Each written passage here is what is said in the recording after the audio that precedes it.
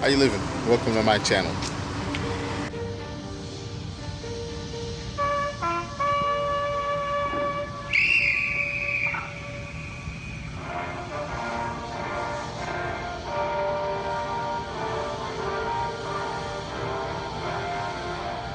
Turn that flag around. You can fucking turn around. That's a crisis on this flag. Turn it around. Turn the fucking flag around. You know, this Veterans Day, I have to pause. You know, with all of the anti-American sentiment going around, that's kind of being forced on us. You know, there's just this bad vibe about America. You know, all things American are racist. All things America are sexist. You know, all things America are all these horrible things. Disgrace. You're a disgrace. You're a disgrace. None of you know shit about fucking sacrifice or honor or courage or anything. You think you stand out here and fucking hold some signs and you think you're fucking doing something great? Ain't no country free of sin as far as the treatment of its people in one way or another. And so what I'm thinking about is, what is it on an emotional level that makes it so hard? And I'll just give you a little bit of background. I did 20 years U.S. Navy, first command, Adak, Alaska. It was all good. Second command, USS Nimitz, CVN 68, first ship and aircraft carrier. And I thought, well, if I loved it, maybe I'll consider re-enlisting. You know what I'm saying? Because I didn't join the military with the intent of doing 20 years. I was open to it, but that wasn't my drive. But I figured if I can live life on a carrier and not hate it, I'll look at it. And after that, I did Navy Nuke Power School Orlando Training Center. Then after that, I did USS Denver LPD-9 out of San Diego, California, an amphibious assault ship. After that, I did Fort Belvoir National Geospatial Intelligence School. After that, Defense Information School. Then after that, USS Enterprise CVN 65. And then after that, I did JFCOM, Joint Forces Command, another group where it was all service, and I was at headquarters in Norfolk, Virginia. And that was it. Then I retired. Best decision I made, and all I can say, there were some hard times in that piece, and there were some really good times. And all I can say is I wish I had done more. I wish I had worked harder. But, you know, so with all that said, that I think what it is that gets under our, you know, it really gets under our skins when we watch the flag or the national anthem or anything about this country being trashed out, is I think you have to leave it to love it. And I think that's the thing, that if you've never, forget it if you've never left the state or the country, but if you've never left on a deployment basis, if you've never left not on vacation to Barcelona somewhere or Singapore because you have them, I mean, go somewhere you don't necessarily want to go. It's your job and it's an assignment. Horseshit, you're not listening. We are. You don't know what fucking sacrifice is, do you? Have you ever done anything for your country besides standing here and bitch about it? Have you? Yes, I have, sir. I was in fucking Iraq. I'm glad you made it back.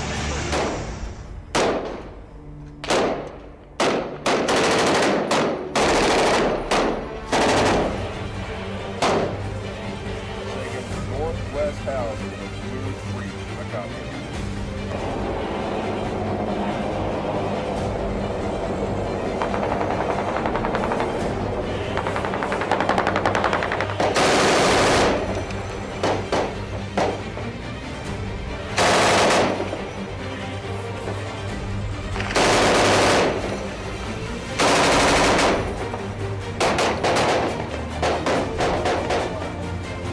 You defend everyone's right to eat a double whopper with cheese, but you don't get one.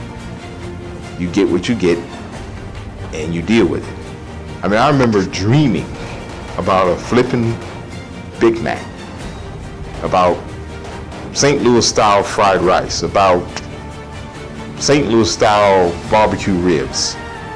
Can't get none. Got to deal. You have to deal with people in a way that you never will. You don't get people from your community. You get people from all over the country.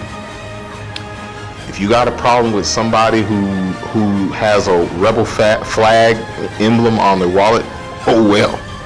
That's who's gonna save your life and you theirs. If they got a problem with black folk, oh well.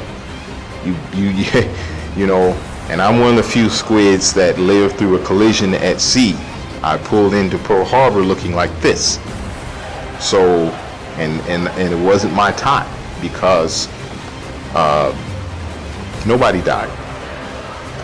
Unlike what's normal when a ship has a big hole in it, or a big chunk missing out of it. I was very fortunate. But you sacrifice for this country, but you don't get to enjoy it until you come back. And you don't take it for granted because you have to leave this country to love this country. You have to see what everybody else lives like. And it's not like everybody in the world's got some horrible life. In fact, they have more peace than we do. But what you have is, what you call poor, you don't have no idea what poor is. And if you stack, I've seen places, I don't see how mosquitoes survive. And if you stack what you think is your horrible, bad life and how oppressed you are, stacked up to people in other countries and other worlds. And I'm not talking about you get to go on a vacation and go to Singapore. I'm talking about you walk through the streets of Singapore because you ain't got no choice. And you're not on vacation. And you wish you could leave and you can't leave. You have a different opinion of this. And it's hard to explain. We know. And I can't explain it in a way that makes sense except that we give up everything we know. We give up everything we feel comfortable with. But we give it up so other people can have it. But we don't get to enjoy it at the time.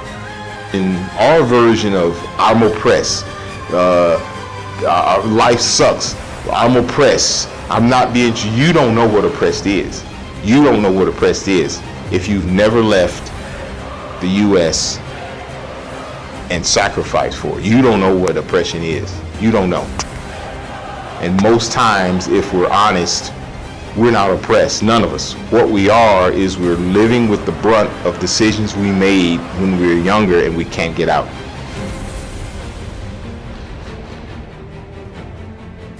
You made a decision that jacked you up and you can't get out of it. You did something at such a young age, now you got a record and you can't just undo it. You just can't hit delete. That's the problem. And I grew up in St. Louis, Ferguson, just like anybody else. But when I felt like I wasn't getting nowhere, I had to leave. I tried and tried and tried and tried different things. I just left and I joined the Navy. Now, I'm not saying this for everybody, but if I made a decision and it put me in a good place, and you didn't make a decision that put you in a good place, how is that my fault or everybody's fault? You see, entitlement mentality is killing us. But I think that's the thing. I think you're forced to stay away from everything, the simplest things, a flipping commercial, a commercial, a Geico commercial, the things you talk about when you're on the deployment will amaze you. And if you know, if you're in or you were in, you know what I'm talking about. If you're not, you don't understand almost choking up because you miss a flipping Geico commercial, or going apes, going nuts because you're waiting for some bag of candy that you grew up with and or that you're used to, and you go to Hong Kong. That's why there's no fat people in Hong Kong. They don't have candy over there. It's very you got to go to the MWR, American-made stuff, to get the fattening stuff, the junk food. There is no junk food in most of the world, and you can, like I say, you can get it, but it really it's not what you're used. There's no big Walmart where you can have all the candy. No. And you miss that in ways you can't imagine. And yes, when you get back, you do want to kiss the ground.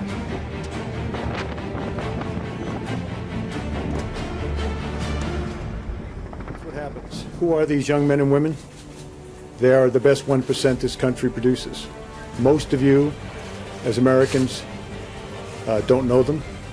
Many of you don't know anyone who knows any one of them. But they are the very best this country produces. And they volunteer to protect our country when there's nothing in our country anymore that seems to suggest that self-service to the nation is not only appropriate but required. So that's all right. I'm proud of America. There's nothing on this flag I'm proud of. You don't know what fucking proud is. I love this place. I'm not going to let him come here and burn this flag. Too many people have died protecting this flag.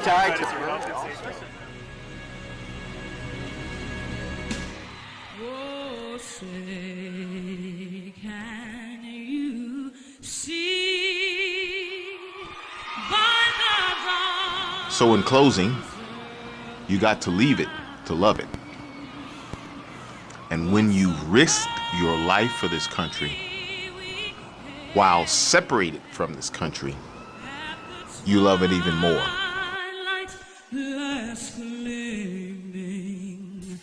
Whose broad stripes and bright stars through the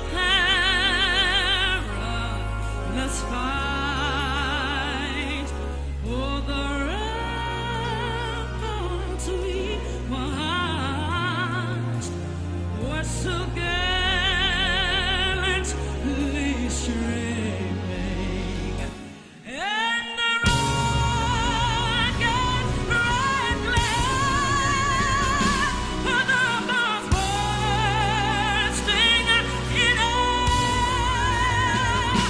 gave proof through the night that our flag was still there.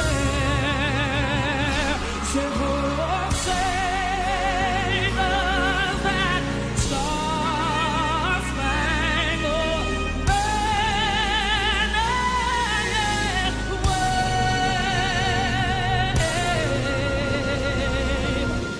over the land of the free and the